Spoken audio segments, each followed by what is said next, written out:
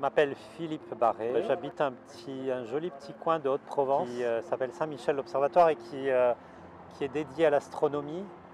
Mais manque de bol, je ne suis pas astronome, je suis agronome, pas confondre. Je ne m'intéresse pas simplement aux productions agricoles, je m'intéresse à toutes les interactions qui existent entre l'homme et la nature, et notamment quand il s'agit de vivre avec la nature et de la nature.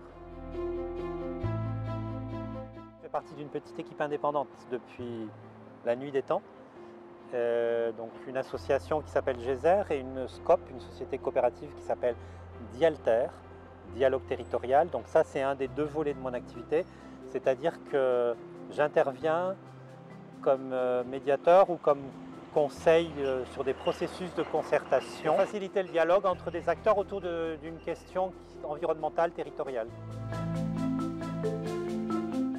C'est une nouvelle façon d'aborder la manière de résoudre collectivement des problèmes qui concernent plusieurs personnes, plusieurs groupes.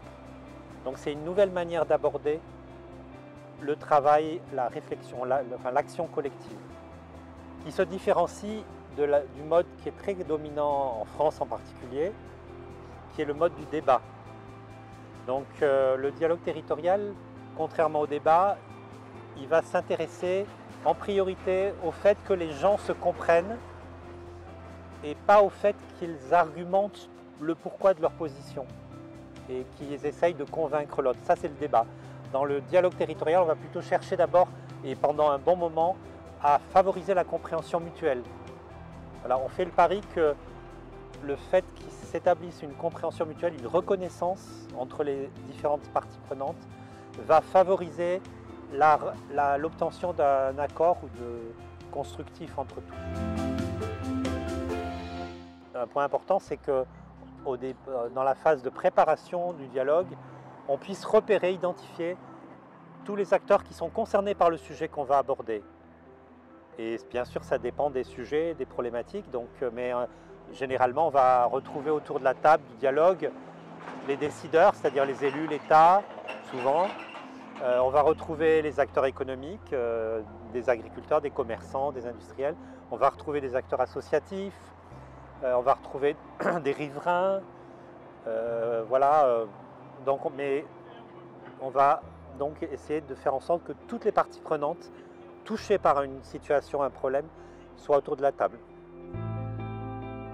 Il y a 3 grandes phases. Une phase de préparation. La préparation est très importante dans le dialogue territorial et elle est basée en particulier sur la réalisation d'entretiens bilatéraux entre la personne ou le groupe, l'équipe qui mène le processus et chacune des parties prenantes, en tout cas les principales. Préparation qui permet à la fin de cette phase de concevoir le processus, c'est-à-dire comment on va procéder pour le dialogue. Deuxième phase, le dialogue lui-même, c'est-à-dire essentiellement le temps où on va être réunis tous autour d'une table ou éventuellement avec d'autres modalités, sur des visites, enfin il y a plusieurs façons de faire, mais on va dire que symboliquement, c'est le temps des réunions, où toutes les parties prenantes se retrouvent justement pour aller vers la compréhension mutuelle. Et troisième temps, une fois qu'on est arrivé à un accord, à des propositions communes, le temps de la mise en œuvre, et donc probablement un temps de suivi collectif par les parties prenantes qui ont participé à la concertation, pour qu'elles puissent assurer on va dire l'après-vente et être présente au moment où il y a des problèmes qui se posent, des changements de situation, pour pouvoir les gérer collectivement aussi. Un conflit on va dire un conflit qui durait depuis un demi-siècle, carrément, autour de la construction d'un barrage hydroélectrique qui a été réalisé dans les années 60, un gros barrage pour produire de l'électricité en zone de montagne. Le barrage a été construit dans un endroit où il y avait parmi les meilleurs alpages de la région. Et donc, la façon dont, à l'époque, les constructeurs du barrage ont procédé, on va dire, a été quelque sorte maladroite et a créé beaucoup de blessures dans la population locale qui ont généré une situation de conflits larvés ou amenant à des blocages, à des situations un peu comment dire, de harcèlement légaux, enfin dans le cadre de la légalité, mais des choses qui empêchaient vraiment aux uns et aux autres finalement d'avancer. Et, et donc on m'a demandé d'intervenir il y a 3 ans pour essayer de dépasser ce conflit ou cette tension et de remettre de l'huile.